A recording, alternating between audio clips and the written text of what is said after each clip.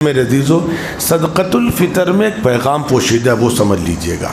جیسا کہ میں نے شروع میں کہا تھا، پھر عرض کر دوں، ہماری دونوں خوشیاں، دو عظیم خوشیاں، ایک عید الفطر، دوسرے عید الاضحیٰ، ان دونوں کو اللہ نے غریبوں سے باندھ رکھا ہے۔ تمہاری خوشی تب تک خوشی نہیں ہے جب تک تمہاری خوشی میں غریب شامل نہ ہو جائے۔ تمہاری عبادت تب تک قبول نہیں ہے جب تک تم اس میں غریب کو شامل نہ کر لو۔ شادیاں مسجد میں سادگی سے کر لو، قوم پر طوفان آیا ہوا ہے اور وہ شادیوں کا پیسہ اگر جمع کر لو، یونیورسٹیاں 5 یونیورسٹیاں ایک سال میں بنیں گی۔ ہمارے ساتھ جو برادران وطن ہیں، ہمارے جو ہندو بھائی ہیں، ان میں جو غریب ہیں، جس طرح ہماری سوسائٹی کرتی ہے، ان کی بھی مدد کرنی ہے ہم کو۔ دوسری گزارش کر رہا ہوں میں آپ سے، زکوٰۃ کا جو نظام دیا گیا ہے، تعلیم سے آراستہ کر لیجئے۔ یہ مت کہیے گا کمپنیاں نوکری نہیں دے رہی ہیں، یہ مت کہیے گا کہ سرکاری ملازمت نہیں مل رہی ہے۔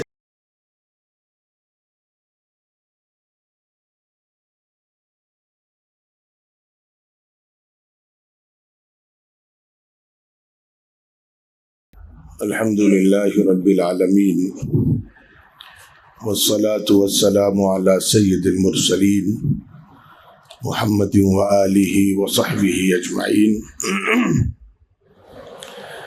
ومن تبعہم بإحسان الی یوم الدین، اما بعد۔ اعوذ باللہ من الشیطان الرجیم، بسم اللہ الرحمن الرحیم، وَلِتُكَبِّرُوا اللَّهَ عَلَى مَا هَدَاكُمْ وَلَعَلَّكُمْ تَشْكُرُونَ صدق اللہ العظیم۔ رب اشرح لي صدری ويسر لي أمری، سبحانك لا علم لنا إلا ما علمتنا إنك أنت العليم الحكيم۔ سبحان ربك رب العزة عما يصفون وسلام على المرسلين والحمد لله رب العالمين۔ اللہ اکبر، اللہ اکبر، لا الہ الا اللہ، واللہ اکبر وللہ الحمد۔ اللہ اکبر، لا الہ الا اللہ، واللہ اکبر وللہ الحمد۔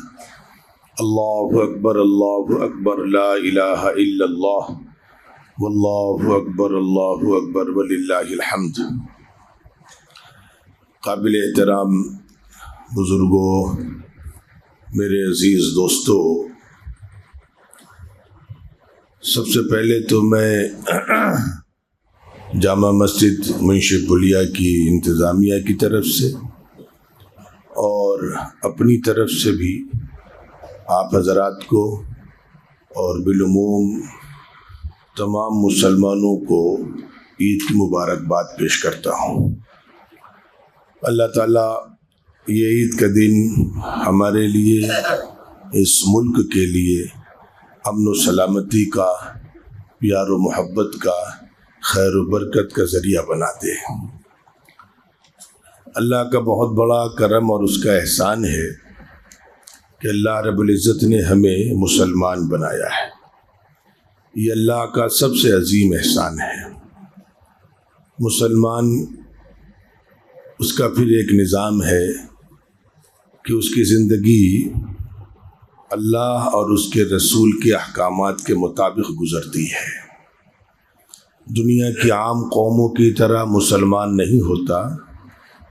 مسلمان اسے کہتے ہیں جو پیدا ہونے کے بعد سے لے کر کے موت تک زندگی کے ہر شعبے میں، صبح ہو تو شام تک، صبح کی اور دن کی تمام مصروفیات میں یہ دیکھے کہ اللہ اور اس کے رسول کا حکم کیا ہے۔ دنیا کی تمام قومیں، ان کے یہاں بھی خوشیوں کے دن آتے ہیں اور مسلمانوں کے یہاں بھی خوشیوں کے دن آتے ہیں، لیکن مسلمانوں کی خوشیوں میں جو امتیازی خصوصیات ہیں، وہ اللہ کرے کہ مسلمان اس کو سمجھے اور اس پر عمل کرے۔ اسلام کی خوبی یہ ہے کہ اسلام دنیا میں وہ نظام پیش کرتا ہے جس میں ایک تو سادگی ہو، فضول خرچی سے اجتناب ہو، جس میں مساوات ہو۔ ایسا نظام دنیا میں اسلام نے رائج کیا ہے جس میں امیر و غریب سب خوشیاں منا سکیں، اور اللہ کا شکر احسان ہے کہ عید اس کا سب سے بڑا مظہر ہے۔ عید کی مختصر سی تاریخ پہلے میں آپ کی خدمت میں عرض کروں اور اس کے بعد اس کے جو مختصر پیغامات ہیں وہ عرض کرنے کی کوشش کروں گا۔ حضور پاک علیہ الصلوۃ والسلام ہجرت فرما کر مکہ مکرمہ سے مدینہ منورہ جب تشریف لے گئے تو وہاں جا کر کے یہ دیکھا کہ وہاں کے لوگ سال میں 2 دن خوشیاں مناتے ہیں۔ روایتوں میں ان 2 دنوں کے جو نام آتے ہیں وہ مہرجان اور نوروز۔ ان دنوں میں وہ لوگ کھیلتے تھے، کرتب دکھاتے تھے، میلے ٹھیلے ہوتے تھے، تماشے ہوتے تھے، ناچ گانے ہوتے تھے، وغیرہ وغیرہ وغیرہ۔ جس انداز کا دنیا کی دوسری قوموں کے یہاں خوشیوں کا ایک عام نظام ہے، اسی انداز کی خوشیاں وہاں کے لوگ بھی منایا کرتے تھے۔ حضور پاک علیہ الصلوۃ والسلام جب تشریف لے گئے تو آپ نے ان مقامی لوگوں کو، جو اس میں بڑی تعداد اب مسلمانوں کی ہو چکی تھی، ان سے فرمایا کہ اللہ رب العزت نے تمہیں ان 2 دنوں کے علاوہ 2 خوشیاں عطا کی ہیں۔ ایک خوشی جس کو عید الفطر کہتے ہیں، جس کی نسبت پر ہم اور آپ آج یہاں پر جمع ہوئے ہیں، اور دوسری خوشی جس کو عید الاضحیٰ کہتے ہیں۔ عید الاضحیٰ کے حوالے سے انشاءاللہ اس موقع پر ہم باتیں آپ سے عرض کریں گے۔ آج صرف عید الفطر کے عنوان پر آپ سے باتیں عرض کرنی ہے، لیکن یہاں پر پہلی چیز جو اللہ کرے مسلمان اس فرق کو سمجھنے والا بنے، آپ نے یہ نہیں کہا خوشیاں نہ مناؤ، بالکل نہیں۔ اسلام ایسا مذہب نہیں ہے کہ جو ہنسنے کو، خوش رہنے کو منع کرتا ہو، نہیں، اسلام کہتا ہے بالکل خوشیاں مناؤ، لیکن اس میں ایک مسئلہ اسلام نے یہ کیا کہ جیسے عام دنیا کی دوسری قوموں کے یہاں ایک دستور ہے کہ ان کے یہاں خوشی اور جنگ میں ساری چیزیں جائز ہیں، ہمارے یہاں حضور پاک علیہ الصلوۃ والسلام نے نظام بنایا کہ نہیں، مسلمان کی پہچان یہ ہے کہ خوشی کا موقع ہو یا غم کا موقع ہو، ہر موقع پر اللہ کے حکموں کی پابندی ہونی چاہیے۔ چنانچہ میں 2 شہروں کا نام لے کر کے عرض کروں، دونوں شہروں سے جو تھوڑی بہت مجھے واقفیت ہے کہ مسلمانوں نے عید کے دن کی جو خوشیوں کا نظام ہے وہ غیروں کے طرز پر قائم کر رکھا ہے۔ کانپور اور الہ آباد، یہ 2 شہر جو قریب کے ہیں، جن سے آپ حضرات واقف ہیں، میں نام لے کر اس لیے عرض کر رہا ہوں تاکہ آپ لوگ میری اس بات کی تصدیق بھی کر سکیں۔ وہاں پر جا کر کے آپ دیکھیں تو وہاں پر عید کی مناسبت سے میلے بھی لگتے ہیں، اس میں بے پردگی بھی ہوتی ہے، اس میں نمازیں بھی چھوٹتی ہیں، اس میں بڑے بڑے اسپیکر لگا کر کے سڑکوں پر گانے بجائے جاتے ہیں، گانوں پر ہماری نوجوان نسل تھرکتی بھی ہے، رقص بھی کرتی ہے۔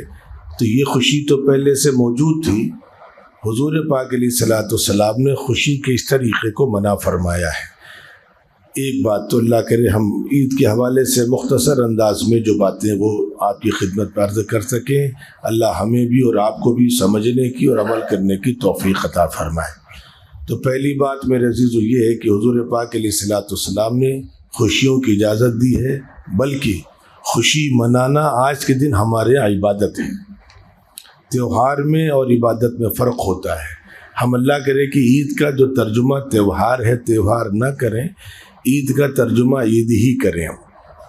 اب اس کے آگے آ جائیں کہ اب ہمیں جو خوشیاں منانی ہیں وہ عین اسلامی طریقے پر خوشیاں منانی ہیں۔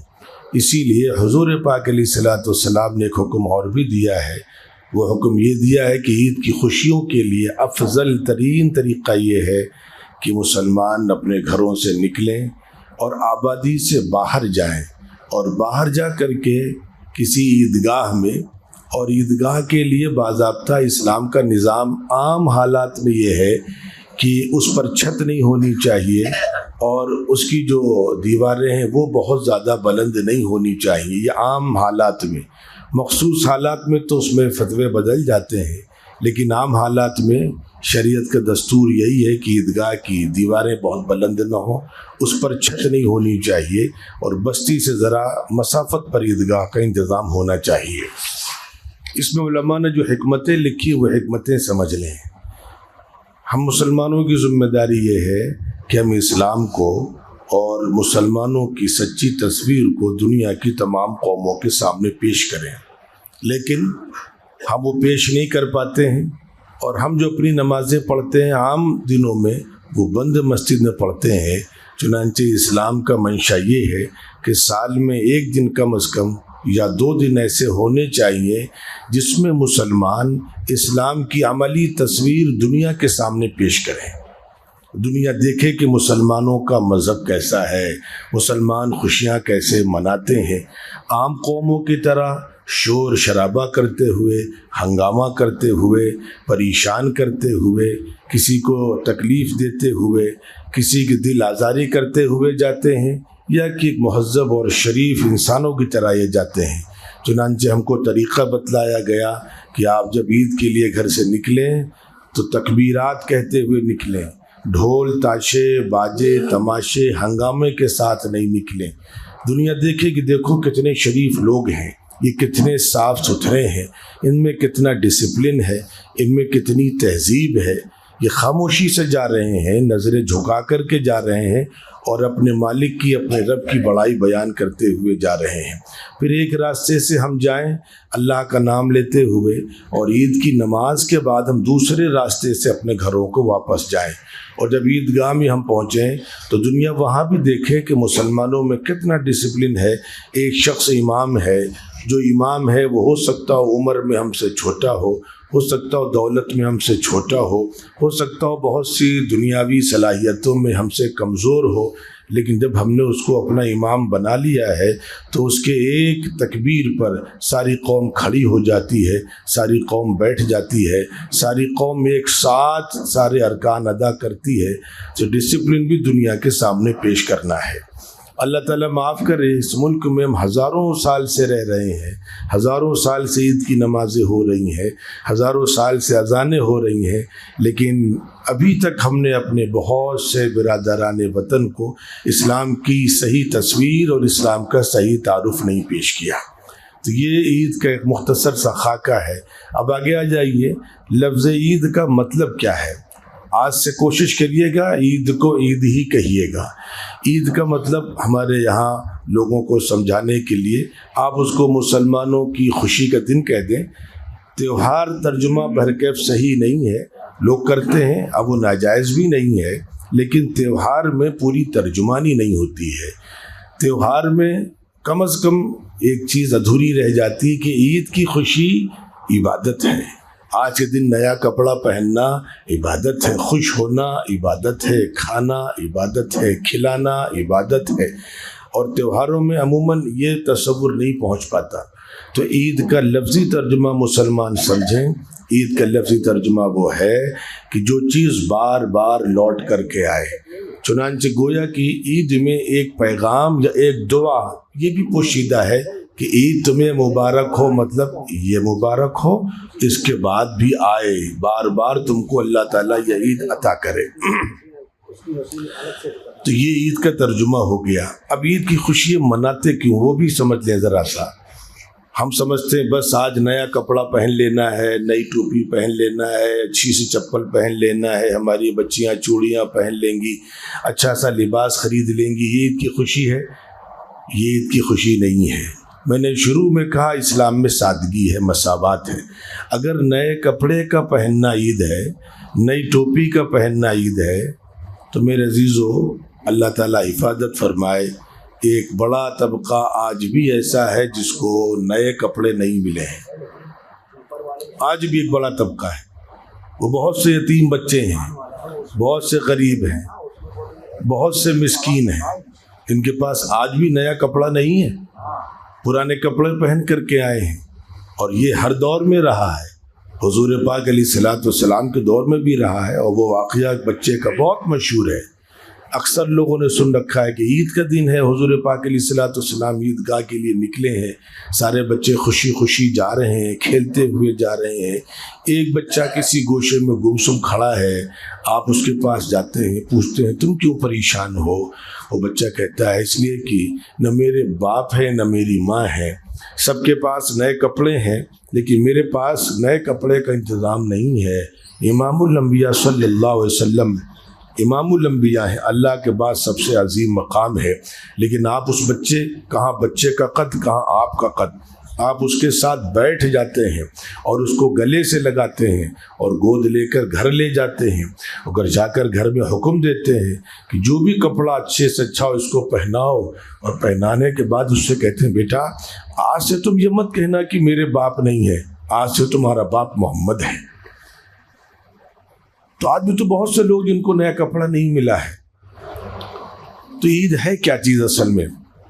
اب اس کے لیے میں 3 باتیں کہوں گا، 2 باتیں تو ایک دوسرے سے میرے کے وابستہ ہیں، لازم و ملزوم ہے، اس لیے میں کہہ رہا ہوں۔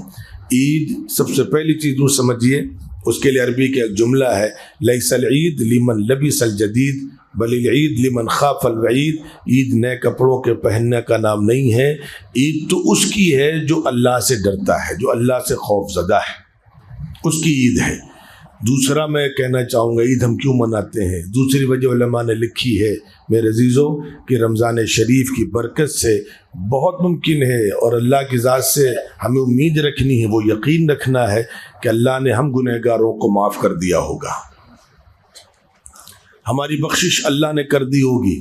اور یہاں پر ایک بات میں اور عرض کر دوں، بہت ذرا سا یعنی میں کھل کر کہہ رہا ہوں، ایک شخص وہ یہ امید کون رکھ رہا ہے جس نے روزے رکھے، جس نے تراویح پڑھی، اللہ نے روزے قبول کر لیے ہوں گے، ہمارے گناہوں کو معاف کر دیا ہوگا۔ بخشش کی خوشی پر عید ہے، لیکن ایک اللہ کا بندہ جس نے روزے نہیں رکھے، جس نے نماز نہیں پڑھی، رمضان میں جس نے تراویح بھی نہیں پڑھی، رمضان کی ناقدری کی، وہ یہاں کیا کرنے آیا ہے؟ تو پتہ چلا کہ نہیں، یہ عام دربار نہیں، یہ اللہ کا دربار ہے۔ میں بہت سنجیدگی سے کہہ رہا ہوں، بڑے اطمینان سے، تاکہ آپ کو سننے اور سمجھنے میں کچھ کنفیوژن نہ ہو کہ ہاں کوئی اگر ایسا بد نصیب ہے جس نے رمضان میں بھی روزے نہیں رکھے، جس نے رمضان میں بھی سحری افطار کا اور تراویح کا اہتمام نہیں کیا، لیکن آج یہاں جب وہ آیا ہے اللہ کے دربار میں، عیدگاہ میں، جامع مسجد میں شکرانے کی عید کی نماز پڑھنے کے لیے، یہاں پر اگر اس کو تھوڑی دیر کے لیے ندامت ہو جائے اور وہ دل سے سچی توبہ کرے اللہ سے کہ اللہ مجھے معاف کر دیجیے، آپ کے بڑے احسانات ہیں اور ہم نے رمضان میں بھی عبادت نہیں کی ہے، یہ عام دربار نہیں ہے۔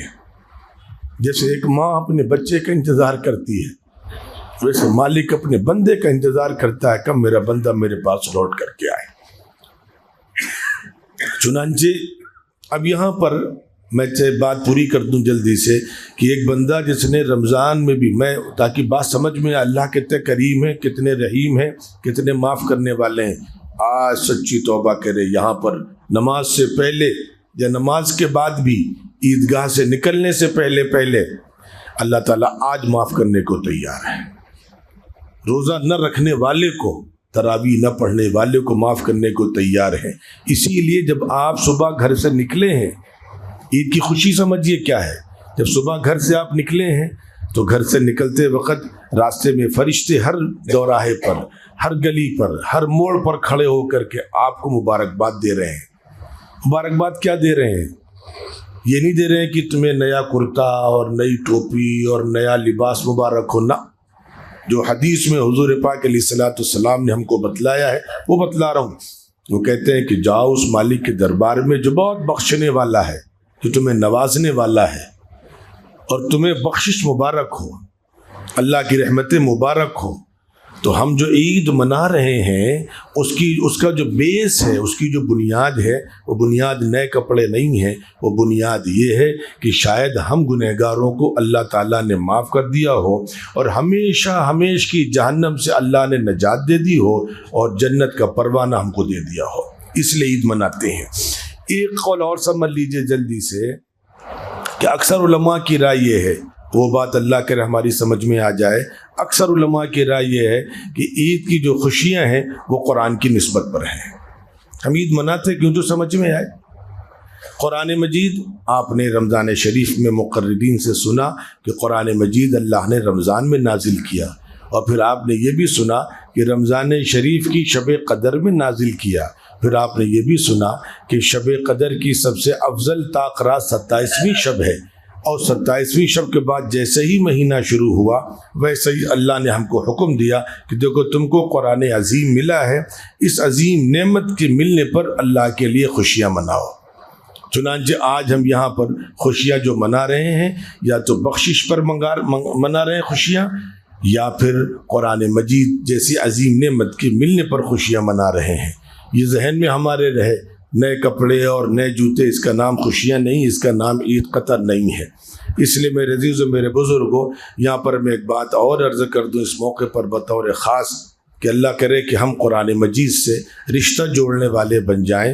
اور میں نے الوداع میں وہ بات کہہ دی تھی لیکن مجمع عام ہے، اس لیے دوبارہ وہ بات جلدی سے دہرا دوں 2 منٹ میں انشاءاللہ العزیز، کہ جیسے میں نے جمعے بھی رخ کلام کا تبدیل کر دیا تھا، پھر کلام کا رخ تبدیل کر کے بات کہہ رہا ہوں کہ جس طرح آپ حضرات نے رمضان شریف میں نمازوں کی پابندی کی ہے، مسجدوں کو آباد کیا ہے، یاد رکھیے گا حالات بہت نازک ہیں، ان حالات میں ہماری مدد صرف اللہ کی ذات کرتی ہے، اللہ کی ذات نے کیا ہے، آگے اللہ ہی کی ذات کرے گی۔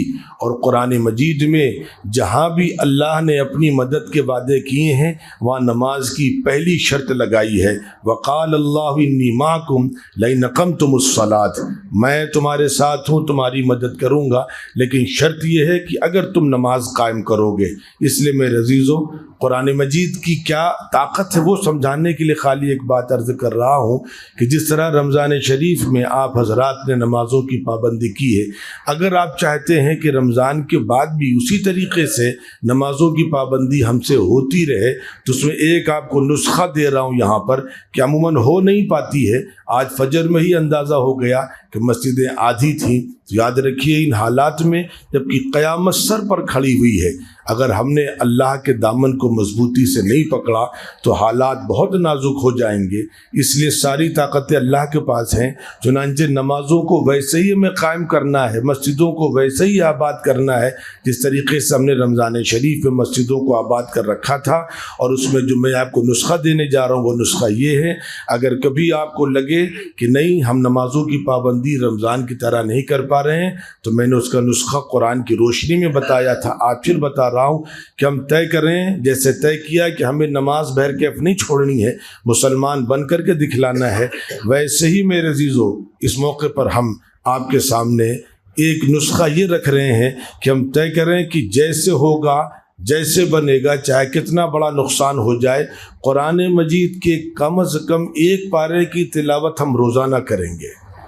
اگر یہ نظام طے کر لیا ہم نے، کم سے کم مقدار بتا رہا ہوں، یہ تو کم سے کم ہے، اگر ہر مسلمان طے کر لے کہ ہم روزانہ انشاءاللہ قرآن مجید کے 1 پارے کی تلاوت کریں گے تو انشاءاللہ العزیز نمازوں کی پابندی کی توفیق مل جائے گی۔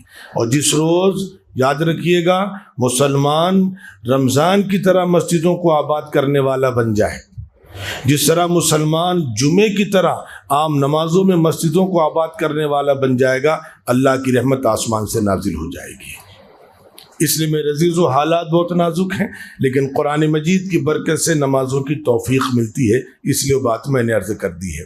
اب یہاں پر جلدی سے ایک بات اور عرض کر دوں، میں آپ کو عید کے حوالے سے ہی رکھوں گا، دائیں بائیں نہیں لے جاؤں گا، کہ ہم نے روزے رکھ لیے، ہم نے تراویح بھی پڑھ لی، عبادتیں رمضان کی کر لی، رمضان پورا ہو گیا، لیکن اللہ نے ایک عجب بیچ میں ایک نظام بنایا ہے کہ اب ایک مسئلہ آتا ہے ہمارے سامنے، یہ عبادتیں ہماری قبول کیسے ہوں، اللہ کے دربار میں کیسے پہنچیں یہ عبادتیں۔ ہم میں جتنے لوگ ہیں سب جانتے ہیں کہ نہ روزے کا حق ادا کر پائے، نہ قرآن کا حق ادا کر پائے، نہ تراویح کا حق ادا کر پائے، سب جانتے ہیں۔ تراویح میں سستی رہی، غفلتیں رہیں، قرآن کہیں تیز پڑھا گیا، کہیں قرآن میں حروف کٹے، کہیں قرآن کے حقوق نہیں ادا ہوئے، کہیں قرآن کی تلاوت کے آداب ملحوظ نہیں رہے، نہ پڑھنے والے کے، نہ سننے والے کے، نہ ذاتی تلاوت میں، نہ تراویح کی تلاوت میں۔ اللہ نے اس کا ایک ہمارے سامنے طریقہ رکھا ہے، یہ طریقے اللہ نے ایک پیغام دینے کے لیے رکھے ہیں۔ چنانچہ میرے عزیزو اللہ نے طریقہ ہم کو یہ دیا ہے کہ اچھا تم نے عبادت تو کر لی میری توفیق سے، لیکن مسئلہ اس کی قبولیت کا ایک کام کرو، صدقۃ الفطر ادا کر دو، میرے غریب بندوں کی خوشیوں کا انتظام کر دو۔ تم آج اچھا کپڑا پہنے ہو، تمہارے گھر میں اچھے کھانے بن رہے ہیں، آج ہر مسلمان کے گھر میں اچھے کھانے پکے ہیں، ہر مسلمان آج اچھے کپڑوں میں ملبوس رہے، انتظام کر سکتے ہو کر دو، میں تمہاری ٹوٹی پھوٹی عبادتوں کو قبول کر لوں گا۔ میرے عزیزو، اسی لیے یہاں پر میں ایک بات عرض کر دوں، یہ شکرانے کی جو نماز ہم پڑھنے آئے ہیں، کس چیز کا شکرانہ ہے؟ یہ اللہ کی دنیاوی اخروی تمام نعمتوں کا شکرانہ ہے کہ اللہ سب سے بڑا شکر جو کم لوگ کرتے ہیں۔ اور میں نے کل شام کو جب چاند نکل آیا تو میں نے بزرگ کو روتے ہوئے سنا کہ اللہ آپ کا کرم احسان ہے کہ آپ نے رمضان کے روزے رکھنے کی توفیق عطا فرما دی، یہ آپ کا احسان ہے۔ اور کل ایک بات جو انہوں نے کہی مجھے بڑی حیرت ہوئی کہ قرآن ہم کو کیسے سمجھاتا ہے، اس لیے قرآن سے تعلق بہت ضروری ہے۔ جہاں رمضان کے روزوں کا حکم تھا وہاں شروع میں وہ بات اس وقت نہیں کہنی ہے، وہاں قرآن ہم کو تسلی دیتا تھا ایام معدودات، چند دنوں کی بات ہے، گنتی کے دن ہے۔ اور کل محسوس ہوا واقعتاً گنتی کے دن ہے، پورے ہو گئے، میں کب رمضان شروع ہوا کب مکمل ہو گیا پتہ ہی نہیں چلا، گنتی کے دن۔ تو ہم شکرانے کے لیے یہاں پر جمع ہوتے، اے اللہ آپ کا شکر، آپ نے ہمیں روزہ رکھنے کی، قرآن پڑھنے کی، نمازوں کی باجماعت توفیق عطا فرمائی۔ پھر آگے اس کی قبولیت کا مسئلہ ہے، تو اس کے لیے اللہ نے ایک راستہ بتا دیا۔ اب شکر کیسا؟ ہم آپ تو یہاں سکون سے بیٹھے ہیں، آپ ذرا تصور کریں تھوڑی دیر کے لیے آنکھ بند کر کے غزہ کے مسلمانوں کا کیا حال ہوگا۔ غزہ کو چھوڑی ہندوستان آ جائیے، بہت سے ہمارے نوجوان بے گناہ قید خانوں میں پڑے ہیں، ان کے گھر کی خوشیوں کا انتظام کیا ہوگا؟ بچے کس دور سے گزر رہے ہوں گے؟ ان کے بچوں کے نئے کپڑوں کا انتظام ہوا کہ نہیں ہوا؟ مائیں کیسے اپنے بچوں کو تسلی دے رہی ہوں گی؟ یا وہ گھرانے ہیں جن کے ماں باپ کا دنیا سے رخصت ہو گیا، اللہ نے اپنے پاس بلا لیا، جن کی بوڑھی ماں ہے، جن کی بیوہ بیوی ہے، یتیم بچے ہیں، ان کی خوشیوں کا کیا ہوگا؟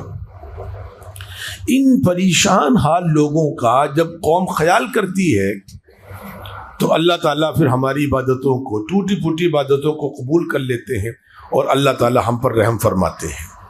اس لیے میرے عزیزو، صدقۃ الفطر میں ایک پیغام پوشیدہ ہے، وہ سمجھ لیجئے گا۔ اور میں یہاں پر آپ سے گزارش کر رہا ہوں، حالات بہت نازک ہیں، کس رخ پر مستقبل کا جو منظرنامہ بن رہا ہے اس سے آپ واقف ہیں۔ اس موقع پر سارے پیسے والے مسلمانوں کی شرعی ذمہ داری ہے، آپ کا تعلق جس علاقے سے ہے، آپ کسی دیہات کے رہنے والے ہیں، کسی دوسرے شہر کے رہنے والے ہیں، اور اگر اتفاقاً لکھنؤ کے رہنے والے تو ٹھیک ہے، آپ کی شرعی ذمہ داری ہے۔ جیسا کہ میں نے شروع میں کہا تھا، پھر عرض کر دوں، ہماری دونوں خوشیاں، دو عظیم خوشیاں، ایک عید الفطر، دوسرے عید الاضحیٰ، ان دونوں کو اللہ نے غریبوں سے باندھ رکھا ہے۔ خوشی میں تم آزاد نہ ہو جاؤ، پابند رہو خوشی میں بھی، اور دونوں خوشیوں میں کیا ہے؟ عبادت سے شروع کرو، غریبوں کا خیال کرو۔ ادھر صدقۃ الفطر رکھا، ادھر عید الاضحیٰ میں کہا قربانی کرو گے، ایک حصہ غریبوں کو دو، تقریباً واجب کے درجے میں ہے ایک حصہ غریبوں کو دینا، اور غریبوں کا خیال ہر جگہ۔ اسی لیے ولیمہ تک جو سنت ہے ہمارے ہاں، اور شاید ایک نئے انسان کی زندگی میں جو سب سے زیادہ خوشی کا دن ہوتا ہے وہ ولیمے والا دن ہوتا ہے۔ اس موقع پر بھی حضور نے فرمایا بدترین ولیمہ وہ جس میں غریبوں کا خیال نہ کیا جائے۔ یہ جو غریبوں کا خیال، غریبوں کا خیال، غریبوں کا خیال، یہ صرف صدقۃ الفطر زکوٰۃ تک نہیں ہے۔ پھر ابھی ہم نے روزے رکھے، کسی کے دادا ہیں، کسی کی دادی ہیں، وہ روزہ نہیں رکھ سکے، فدیہ دو، غریبوں کا خیال کرو۔ روزہ ٹوٹ گیا ہے کسی کا یا توڑ دیا ہے جان بوجھ کر کے، کفارہ ادا کرو، کیا؟ غریبوں کو کھانا کھلاؤ۔ یہ کچھ پیغام ہے اس میں چھپا ہوا، مسلمان اس پیغام کو بھول گیا۔ مسلمان کی پہچان کچھ تھی پہلے، جیسے آج سے 30 سال 40 سال پہلے مسلمان کی پہچان تھی کہ مسلمان رشوت نہیں لیتا ہے، یہ پہچان تھا۔ مسلمان ہے تو بینک کا انٹرسٹ نہیں لیتا ہے، مسلمان ہے تو مسلمان شراب نہیں پیتا ہے، یہ مسلمان کی پہچان تھی۔ عام طور پر آپ کہیے نہ کہیے، آپ کہتے ہیں مسلمان ہیں، یہ ساری باتیں سامنے والا سمجھ جاتا تھا، یہ شراب نہیں پیتا، رشوت نہیں لیتا، اور اسی طریقے سے آج سے 30-40 سال پہلے تک پہچان تھی کہ مسلمان صدقہ خیرات کرنے والی سب سے زیادہ قوم یہی ہے۔ اور آج اللہ تعالیٰ حفاظت فرمائے کہ مسلمان کی ساری پہچان پیچھے ہو گئی ہے۔ اس لیے میرے عزیزوں، میرے بزرگوں، اللہ تعالیٰ کہتے ہیں کہ جس طرح تمہاری بڑی عبادتیں تب قبول ہوتی جب تم غریبوں کا خیال کرتے ہو، اس موقع پر میں آپ سے کہنا چاہ رہا ہوں، حالات جس رخ پر جا رہے ہیں، جس طریقے سے مسلمانوں کو بے روزگار کیا جا رہا ہے، ان کے روزگار کے مسائل پیدا کیے جا رہے ہیں، نوکریاں نہیں دی جا رہی ہیں، اور طرح طرح سے نشانہ بنایا جا رہا ہے، ان حالات میں ہر علاقے کے پیسے والے مسلمانوں کی شرعی ذمہ داری ہے کہ وہ زکوٰۃ اور صدقات کے علاوہ بھی جب بھی ضرورت پڑے مسلمانوں کے کام آئیں، ان کے روزگار کا مسئلہ ہو، ان کے علاج کا مسئلہ ہو، اس مسئلے پر ان کی مدد کرتے رہیں۔ یہ پیغام اس میں ہے۔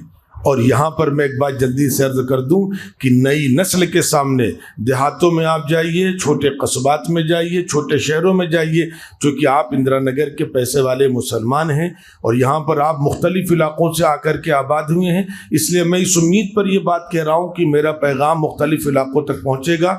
اشاروں میں ایک بات کہہ رہا ہوں کہ اگر ہم یہ چاہتے ہیں کہ آنے والی نسلیں مضبوط رہیں، اپنے پیروں پر کھڑی رہیں، تو برکیف ہمیں جو باتیں میں نے عام کہیں وہ عام، لیکن خاص بات یہ کہہ رہا ہوں کہ آنے والی نسلوں کو ہمیں تعلیم سے جوڑنا پڑے گا، اور اس میں دیکھنا پڑے گا کون بچہ ہے جس کی کتابوں کا انتظام نہیں، آپ کتابوں کا انتظام کریں، جن کی فیس کا انتظام نہیں، آپ لے جائیں اس بچے کو اس کی فیس جمع کریں، اسکول والے سے بات کریں۔ اور خاص طور پر شہروں میں بڑے ایسے مسائل آ گئے ہیں، اگر ہم نے اپنی قوم کو اور خاص طور پر نئی نسل کو تعلیم سے مضبوط کر لیا تو سمجھیے اس طوفان کا مقابلہ ہم نے کر لیا۔ جو قوم تعلیم سے مضبوط نہیں ہوتی، میں اشاروں میں ایک بات کہہ رہا ہوں، یہاں پر ہندوستان میں دلتوں کو اور بیچارے جو پچھڑے لوگ ہیں، ان کو ایک شخص نے ہزاروں سال کی غلامی سے آگے لا کر کے کھڑا کیا اور حکومت تک پہنچا دیا۔ آپ سمجھ رہے ہیں اشارہ، میں نام نہیں لے رہا ہوں، عید کا دن ہے، لیکن وہ قوم پھر وہیں پہنچ گئی جہاں سے آئی تھی، پھر غلامی کے راستے پر جا رہی ہے۔ کیوں؟ وہ سیاسی طور پر وہ ذرا سے ایک اشتعال قوم میں آیا، قوم کچھ دنوں کے لیے کھڑی ہو گئی، لیکن اس نے اپنی قوم کو تعلیم سے مضبوط نہیں کیا تو قوم پھر جہاں سے چلی تھی وہیں پہنچ گئی۔ آپ اشتعال میں آ کر کے کچھ وقتی فائدہ تو لے سکتے ہیں، لیکن دیر پا فائدے کے لیے تعلیم سے مضبوط ہونا ضروری ہے۔ اس لیے میرے عزیزوں، آنے والی نسلوں میں برکیف کوئی مسلمان بچہ، ہر علاقے کے مسلمان کی ذمہ داری ہے، اپنے بچے کی فکر تو ٹھیک کرتے ہیں آپ، لیکن پڑوس کا بچہ، محلے کا بچہ، گاؤں کا بچہ آپ کمیٹی بنائیں، اور کمیٹی بنا کر کے وہاں دورہ کریں، اور دورہ کر کے وہاں میٹنگ کریں، اور میٹنگ کر کے وہاں پوچھیں کون کون بچے جو پڑھ نہیں پا رہے ہیں۔ یہ میں نے بات یہاں کہی، ابھی میں وکاس نگر کی بات بتا رہا ہوں، جو شہر ہے، دیہاتوں کا حال کیا ہوگا۔ ایک ہفتے پہلے تقریباً ہمارے محلے میں شاداب کالونی میں یہ بات ہوئی کہ بھئی تعلیم پر محنت کرنی ہے، اور وکاس نگر سے ایک فیملی کا ہمارے پاس فون آیا کہ میں اپنے بچوں کو جیسے تیسے پڑھا رہی ہوں، اور بچیوں کے نمبر 90+ ICSE بورڈ میں، لیکن میرے پاس نئے سیشن کی کتابیں خریدنے کے پیسے نہیں ہیں۔ تو اس کمیٹی سے میں نے کہا، انہوں نے کہا ٹھیک ہے مولانا، ان سے کہیے مجھے پاس بھیج دیں، انشاءاللہ کتابوں کا انتظام ہو جائے گا۔ جب شہروں میں یہ حال ہے تو دیہاتوں میں کیا حال ہوگا؟ کتابیں کتنے کی ہیں؟ 8,000 کی، 7,000 کی، آپ سب جانتے ہیں۔ تو بیرکیف ہمیں عید کے موقع پر میں تعلیم کی طرف آپ کو لے گیا جان بوجھ کر کے، ورنہ عید کا ایک پیغام یہ ہے کہ تمہاری خوشی تب تک خوشی نہیں ہے جب تک تمہاری خوشی میں غریب شامل نہ ہو جائے، تمہاری عبادت تب تک قبول نہیں ہے جب تک تم اس میں غریب کو شامل نہ کر لو۔ غریب کو خوش رکھو، اللہ تعالیٰ تمہیں خوش رکھیں گے۔ میں نے پھر کہا، غریب کو خوش رکھو، اللہ تمہیں خوش رکھیں گے۔ اس میں نے ساری بات کہہ دی سمجھنے والے کے لیے۔ دنیا ہم کو پریشان کرے گی، اللہ کہہ رہے ہم خوش رکھیں گے تمہیں، ہم تمہارا خیال رکھیں گے۔ یہ عید کا اہم پیغام اس موقع پر ہے۔ اور دوسری گزارش کر رہا ہوں میں آپ سے، زکوٰۃ کا جو نظام دیا گیا ہے تعلیم سے آراستہ کر لیجئے۔ یہ مت کہیے گا کمپنیاں نوکری نہیں دے رہی ہیں، یہ مت کہیے گا کہ سرکاری ملازمت نہیں مل رہی ہے، دنیا گلوبل ہو گئی ہے۔ اگر ہم نے اپنے بچوں کو تعلیم کے زیور سے مضبوط کر دیا تو میرے عزیزو یاد رکھو دنیا آپ کے موبائل میں قید ہو کر کے رہ گئی ہے۔ آپ آج شکایت نہیں کر سکتے کہ ہم کو ملازمت نہیں مل رہی ہے۔ آپ اپنے موبائل سے بیٹھ کر کے بغیر کسی دکان کے، بغیر کسی آفس کے، آپ گاؤں میں، سڑک پر، گھر کی چھت پر کہیں بیٹھ کر کے امریکہ، جرمنی، اٹلی، لندن کا کام کر سکتے ہیں اور آن لائن اپنے اکاؤنٹ میں وہاں سے پیسہ منگا سکتے ہیں۔ یہ اللہ کا شکر ہے کہ دنیا جب سے گلوبل ہوئی ہے تو جہاں بہت سے راستے بند ہوئے وہاں اللہ نے بہت سے راستے کھول بھی دیے ہیں۔ اس لیے طے کریے بیرکیف کہ اگر اس قوم کو زندہ رکھنا ہے، اس قوم کو مضبوط کرنا ہے تو جو لوگ سیاست کر رہے ہیں وہ سیاست کریں، لیکن میں کہتا ہوں نوجوانوں تم خاموش رہو، کسی کے اشتعال کا جواب مت دو، کسی کے گالی کا جواب مت دو، سوشل میڈیا پر بحثیں مت کرو، کوئی بحث مت کرو، بس تم خاموشی سے طے کرو تم کہ تمہیں 20 سال تک صرف پڑھنا ہے، صرف پڑھنا ہے، صرف پڑھنا ہے۔ عزت تمہاری انشاءاللہ 20 سال بعد ہو کر کے رہے، کوئی جواب نہیں دینا ہے، سڑک پر نہیں آنا ہے، ہنگامہ نہیں کرنا ہے، نعرے نہیں لگانے ہیں، صرف محنت کرنی تعلیم کے میدان پر۔ یہ مضبوط راستہ ہے انشاءاللہ العزیز، اصل طاقت اللہ کی ہے۔ تو بزرگوں کی ذمہ داری ہے کہ نوجوان بچے بہت پریشان ہیں بیچارے، ان کی تعلیم نہیں ہو پا رہی ہے، اور تعلیم کے بعد میں بار بار کہہ رہا ہوں ہم تب تک مسلمان نہیں ہیں جب تک ہم غیروں کا، غریبوں کا، مسکینوں کا خیال نہ کریں۔ رمضان جیسی عبادت اللہ نے کہا رکھے رہو اپنے پاس، اور حضور نے یہاں تک کہا جس نے صدقۃ الفطر نہیں جمع کیا اس کو ہماری عیدگاہ آنے کی ضرورت نہیں ہے۔ یہ کیا ہے صدقۃ الفطر؟ 70 روپے میں کیا چھپا ہوا ہے؟ یہ 70 روپے نہیں، ایک پیغام ہے، ایک میسج ہے، ایک مسلمانوں کی پہچان ہے۔ یہ 70 روپے میں آپ جنت لینا چاہ رہے ہیں، 70 روپے میں رمضان کی باتیں قبول کرانا چاہ رہے ہیں؟ میں بار بار کہہ رہا ہوں وہ 70 روپے نہیں ہے، وہ ایک پیغام ہے۔ چنانچہ طے کریں، اور یہ آپ کی شرعی ذمہ داری ہے۔ اگر آپ نے یہ نہیں کیا تو اللہ تعالیٰ پوچھیں گے آپ سے۔ یونس علیہ السلام کو اللہ نے نہیں معاف کیا، وقت کا پیغمبر ہے، اللہ نے کہا کیوں چھوڑ کے چلے آئے؟ موسیٰ علیہ السلام سے اللہ نے کہا محل میں رہنے کے لیے نہیں بھیجا، نکلو محل سے، جاؤ قوم کا خیال کرو جا کر کے۔ اور جس قوم کا خیال کیا موسیٰ علیہ السلام نے، وہ تو شاہی زندگی، شہزادے کی زندگی گزار رہے تھے، اسی قوم کی وجہ سے ملک چھوڑنا پڑا ان کو۔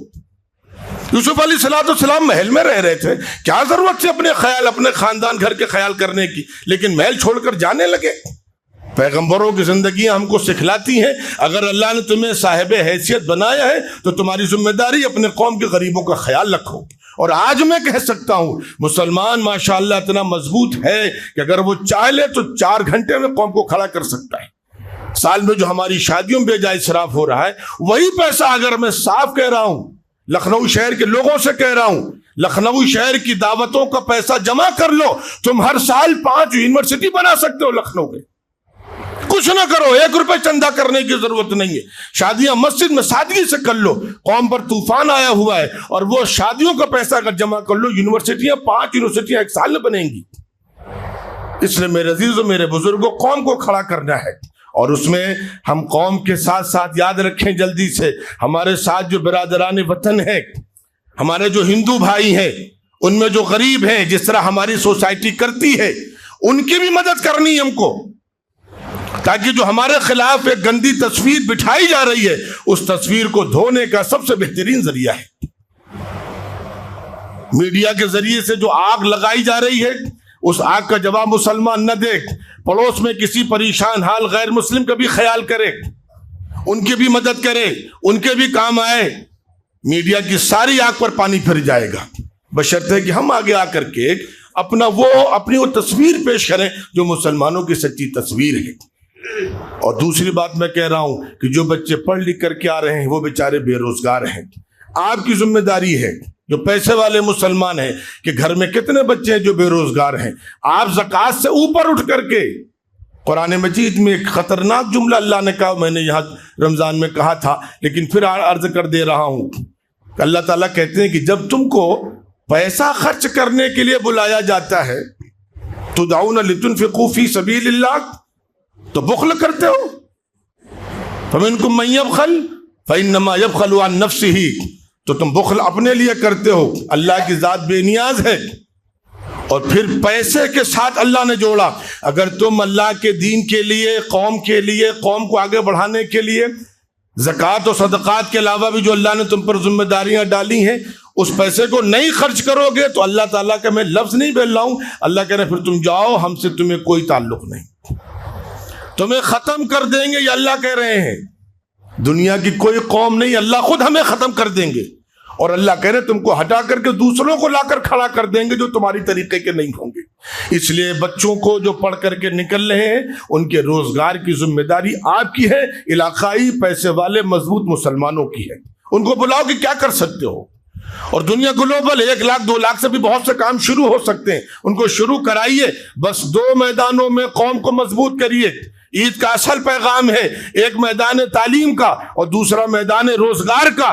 آپ 25 سال تک طے کر لیے کہ نام سیاست میں بحث کرنی، جو لوگ کر رہے ہیں وہ کریں، نہ کسی کے اشتعال کا جواب دینا ہے، نہ کسی سے بحث کرنی ہے، نہ سڑک پر آنا ہے، نہ نعرے لگانے ہیں، ہمیں صرف 2 میدانوں میں قوم کے لیے کام کرنا ہے، ایک تعلیم، دوسرے روزگار۔ انشاءاللہ 25 سال بعد پھر آپ کی وہ عزت ہو جائے گی جو ابھی تک تھی۔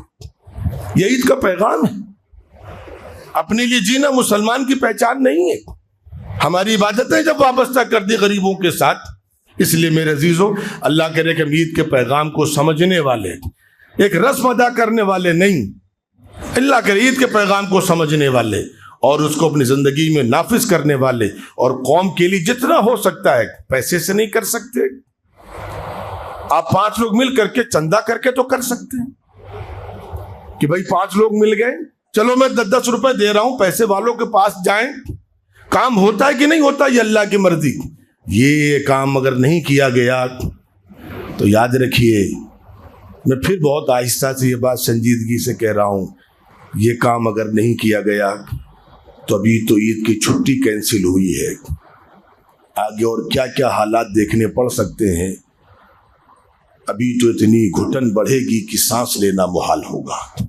ابھی اللہ نے موقع دیا ہے میرے عزیزوں، اس لیے اس موقع سے فائدہ اٹھا کر ہم جو کر سکتے ہیں کر جائیں، قانون کے دائرے میں رہتے ہوئے خاموشی کے ساتھ سکون انداز میں۔ اللہ کی ذات بڑی کریم ہے، اللہ تعالیٰ پھر انشاءاللہ ہمارے لیے حالات تبدیل کر دیں گے۔ یہ چند گزارشات تھیں، اس لیے میں نے شروع میں طے کیا تھا کہ عام روایتی گفتگو نہیں کرنی ہے، خاص پیغام دینا ہے۔ باقی اب مجھے یہ حکم ہوا ہے کہ یہاں پر جو اللہ کا شکر آپ کا یہ جو ادارہ ہے، آپ دعا کریں کہ یہ ادارہ باقی رہے، پھلے پھولے، ترقی کرے، نظر بس سے اللہ اس کی حفاظت فرمائے۔ تقریباً یہاں پر اس ادارے کو قائم کیے ہوئے 43 سال ماشاء اللہ العزیز ہو چکے ہیں۔ چھوٹی سی مسجد سے جہاں پر آپ بیٹھے ہیں، بہت چھوٹی سی مسجد تھی، یہ 2-3 صفوں کی مسجد تھی۔ کتنا وقت بچا؟ بہت کتنا بچا؟ بہت چھوٹی سی مسجد تھی، اور آج اللہ کا شکر ہے کہ جامع مسجد کی شکل اس نے اختیار کر لی ہے۔ یہاں پر 7 مساجد ہیں، 2 قبرستان ہیں، 2 اسکول ہیں، 3 ڈسپنسریز ہیں، جس میں 1 ڈسپنسری صرف خواتین کے لیے برائے نسواں۔ یہ اعلان بھی کیا جا رہا ہے کہ امرپالی پر وہاں پر ڈسپنسری ہے، ایک ڈسپنسری جس میں شاید 10 روپے کا پرچہ ہے، اور باقی جو برائے نسواں ہے لیڈیز کے لیے وہ قبرستان جو ہمارا ہے وہاں پر قائم ہے، آپ حضرات سے فائدہ اٹھا سکتے ہیں۔ ایک ڈیجیٹل لائبریری ماشاءاللہ یہاں پر قائم ہے، دینیات مکتب، ماڈل دینیات مکتب کا نظام یہاں پر ماشاءاللہ چل رہا ہے، کمپیوٹر لیب قائم ہے یہاں پر، زکوٰۃ فنڈ اور بیت المال کا قیام ماشاءاللہ یہاں پر ہے۔ ہر مسجد میں ہونا چاہیے، اسی وسیلے بتلایا جا رہا ہے تاکہ آپ اپنے اپنے علاقوں میں چیزیں قائم کر سکیں۔ 51 بیوہ ہیں جن کو ماہانہ وظیفہ جاتا ہے یہاں سے، اور رین واٹر ہارویسٹنگ پروجیکٹ بھی یہاں پر ماشاءاللہ سے جو بارش کا پانی آتا ہے وہ اللہ کا شکر یہاں سیف ہوتا ہے، وہ نالیوں میں بہہ کر کے نہیں جاتا۔ ایک مثالی کام یہاں پر ہوا ہے، آپ ان چیز کو غیروں کے سامنے رکھ سکتے ہیں کہ ہم خود پانی کی کتنی حفاظت کرتے ہیں۔ سولر پروجیکٹ وہ بھی چل رہا ہے ماشاءاللہ، بلڈ ڈونیشن کیمپ لگتے ہیں، فری میڈیکل کیمپس لگتے ہیں، موسم سرما میں گرم کپڑوں کی تقسیم، کمبلوں کی تقسیم ہوتی ہے، مسافروں اور بھوکوں کی مدد ہوتی ہے۔ چھوٹے کاروبار کے لیے مالی امداد بھی دی جاتی ہے. اب ظاہر سی بات 2-4 لاکھ تو نہیں دی جا سکتے، لیکن اگر ہم کو لگتا ہے، یہاں کے ذمہ داروں کو لگتا ہے کہ 10-20-25 ہزار روپے کے ذریعے سے کوئی شخص سبزی کا ٹھیلا لگا سکتا ہے، چائے کی دکان کھول سکتا ہے، تو مالی امداد یہاں سے ہوتی ہے. بیماروں کی بھی مالی امداد ہوتی ہے ماشاءاللہ العزیز. یہ تفصیلات 2 وجہوں سے رکھی گئیں. پہلی وجہ یہ کہ آپ واقف ہوں کہ یہاں پر کیا کیا کام ہو رہے ہیں، اور مزید اس کام سے آپ غریبوں کو اطلاع کر سکیں کہ بھائی یہاں پر جاؤ، یہاں تمہارا انتظام ہے. اور دوسرا اس لیے بھی یہ ساری باتیں رکھی گئی ہیں کہ آپ مالی طور پر یہاں تعاون کرتے رہیں تاکہ اس کام میں مزید برکت ہو اور مزید اس کام میں حصہ اور اضافہ ہوتا رہے.